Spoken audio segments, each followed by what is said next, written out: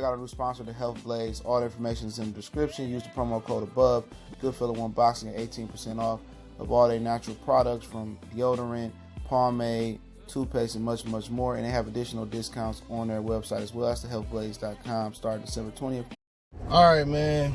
Back. Appreciate everybody for checking in. Goodfellow Sports TV. Make sure to hit that subscribe button, bell icon button. Won't miss another video. A little behind the scenes rumor right here. Looks like Gennady Golovkin is going to take on Serhiy Derevyanchenko October 5th, Madison Square Garden. I think that's the perfect place for that fight. I'm not sure when Canelo and Demetrius Andrade is going to happen. I just know that deal hasn't fully materialized yet, so I don't have much to say on that. But if Canelo do fight him, it's probably going to be Vegas, something in October. So it's kind of a big fight month in October. It's looking to shape up with Triple G and Derevyanchenko, possibly Canelo, Demetrius Andrade. Also, it's another fight in there. Alexander Gosvic taking on Arthur Peterbia. It's also rumored to go down at the little Crusoe, I think, center on the campus of Temple in Philadelphia. I don't know if that's final. And then also you can have Terrence Bud Crawford fighting sometime there in September October or November. So, you know, Canelo and Bud is real shifty right now. That's either October or November for both of them. So boxing has always done that. You know what I'm saying? They put their best fights on in the fall when they competing against their biggest competition. So when they say, oh, you know, we got all these great fights and the viewerships didn't do good, we put these, you know, these two good fighters in, B-level fighters together, or, you know, we put two A-level fighters together and nobody want to watch it. Sean Porter, Errol Spence is another terrible September 28th date in the beginning of football season, high school, NCAA, obviously NFL. You put them right in the beginning of that season, people is not going to pay $80. You know what I'm saying? But boxing, it does it to itself. Instead of putting on these type of fights in the summertime, where especially when the Olympics not on, the dog days of boxing, the dog days of the summer with no NBA or college football, or college basketball, or with no you know, major sport, you know, nobody really like watch baseball no more. Them old timers still watch it, but I don't watch the playoffs. But that's what boxing does to itself. It makes it hard on itself. Instead of putting their best product on in America in the summer, when all the main sports is gone, the lucrative, real big sports at the time right now, and it changes. Baseball was America's pastime, but it's one of the worst sports to watch. Hockey had its time as well in past, but you know, October looking shaping up. Whatever reason, Triple G never wanted to fight Derevyanchenko before. Potholes in Detroit. He never wanted to fight Derevyanchenko before because he could have fought Derevyanchenko and kept his IBF to begin with. And had he fought Derevyanchenko that Cinco de Mayo when he fought Violence Monterosian, which might have been 1 year ago, I believe it was, when Canelo, you know, kind of failed the test for clenbuterol, and, you know, Triple G chose not to fight him, and then his excuse was, you know, getting stripped of the IBF title was, hey, you know, I want to fight Canelo. And IBF said, we don't care if you want to fight Canelo. We don't care if you want to fight Canelo. You either going to fight Derevyanchenko or you going to get that belt away. And he gave the belt up. So I heard the zone, allegedly, is forcing him to fight Derevyanchenko. They want to keep that belt on this side of the street. Don't want to let Al Haymon get that belt.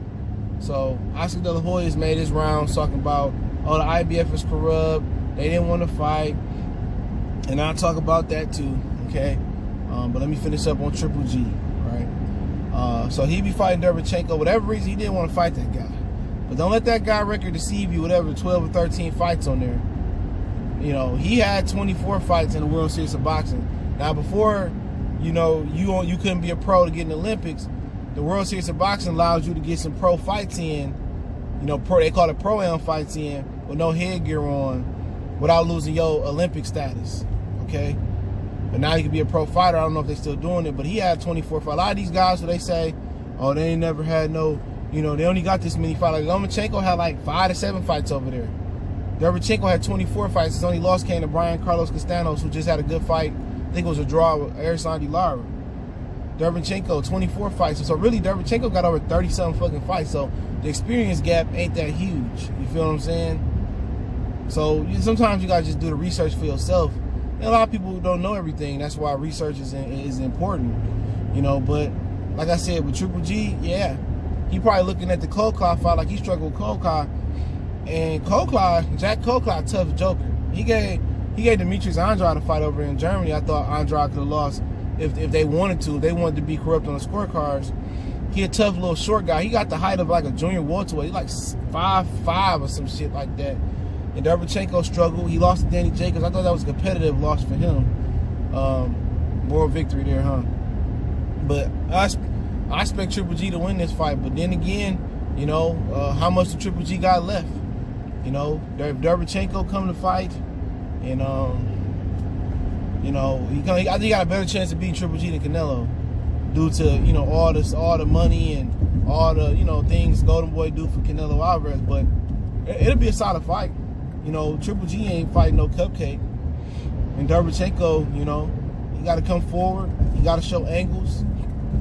They got to work on feints, slipping shots, and his pop-up, his push-pop style got to be effective versus Golovkin. You know, he got to be feinting and going side to side and running combinations. You know, you got to watch out for the power early, but, you know, he got to get 2, 3, 4, 5 shots in every time. Up and down. 2, 3, 4, 5, step over to the side, you know. And they got to avoid the big shots from Golovkin. I believe if he able to avoid the big shots and he able to take a shot or two there, here and there, for the first 6 rounds, he never get Golovkin to the 7th, 8th, 9th round, he gonna have opportunity to get the stoppage. He gonna have opportunity to break Golovkin down. Golovkin getting old. You know what I'm saying? He got wear and tear on his body. And anybody that's that old, whatever he is, 35, 36, anybody got that wear. And I just seen the Steve Rose fight that his reaction time and the way he reacting to punches, his punch resistance is probably on a decline. Not saying that it's to the point of, oh, I rub his chin, he get knocked out, but he'd be the overwhelming favorite. If I was betting, you know, I wouldn't bet. I wouldn't bet on this fight. You know, if you want to bet on Triple G and win a little bit of nothing because he'd be a heavy favorite, so be it.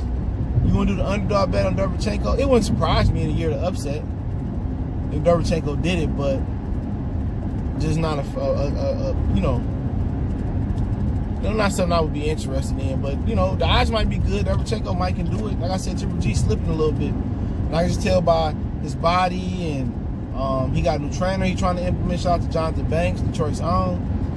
Shout out to Crunk.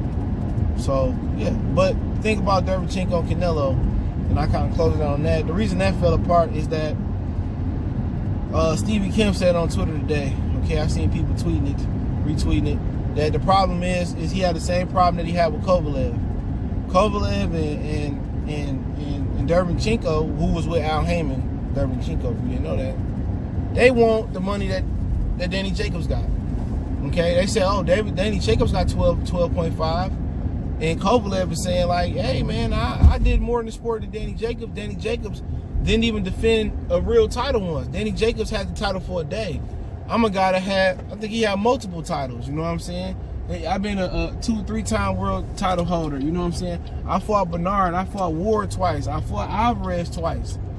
You know, I beat up Nathan Cleverly, and I'm way more accomplished than Danny Jacobs.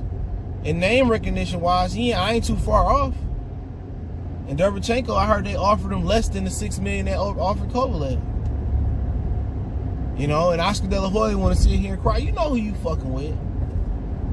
Al Heyman, nigga. You know, Al Heyman gonna get his guy the best deal. And they having a problem because Danny Jacobs got overpaid. They overpaid Danny Jacobs $12.5. And Danny Jacobs he won a title once. The IBF. The regular WBA title he had, that's not a real title. Never turned into a super WBA title. He lost to Golovkin. So they having a problem, you know, dealing with people wanting money. See, had Canelo fought, I don't know, had he fought, you know, somebody with more pull, and I'm just gonna throw this name out. I don't mean this by name, but if he fought somebody that was, you know, as accomplished number-wise as Errol Spence, 400,000 pay-per-views, right? Huge following in Texas. 15,000 at the Barclays Center. You feel me? You know, another probably 15, 16 at the Frisco Star. You look at that and be like, oh, he deserved 12.5, or whatever he deserved 20. But Danny Jacobs, a man that did half of that at the Barclays Center. 7,000-8,000 with another Brooklyn fighter and Jarrell Miller. You know what I'm saying? Never been a world champion, you know, until you got the IBF. You know, television numbers on HBO wasn't that good. You look at that, you like, oh man, fuck that. You know what I'm saying? I'm better than him. I got better wins than him.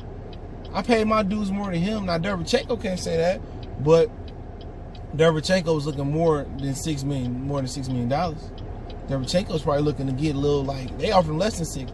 Derevyanchenko probably looking to make 7, 8, if not 9 million. But and De La Hoya would have seen the crowd, well, they never wanted to fight. No, you never wanted to pay nobody. You paying Danny Jacobs, who in the grand scheme of things ain't shit in the sport of boxing, to Kovalev, shit, at least. What Kovalev done, we can call Kovalev a lot of things, but he accomplished. And Derevyanchenko wanted to get fair market value, and they wouldn't offer you half of what Danny Jacobs got. Then, you know what I mean, Al Heyman is his advisor, and De La Hoya know who he fucking with. Oh, we gotta follow appeal, and this is travesty. What about all the times the WBO they did shit in y'all favor? And one time a sanctioned belt body don't go in y'all favor, you want to cry and take your kitchen utensils, Oscar De La Hoya, and go home. Go home and play with your kitchen utensils, motherfucker. You know what I'm saying? You can sit here and cry all you want to. All the favoritism you get with Canelo, that's spoiled brat syndrome. But now you fighting Triple G, you have a chance to get that belt back. It don't even matter. You have a chance to get back. Derevyanchenko just played the game the right way. You know what? Al Heyman stuck it to Canelo again.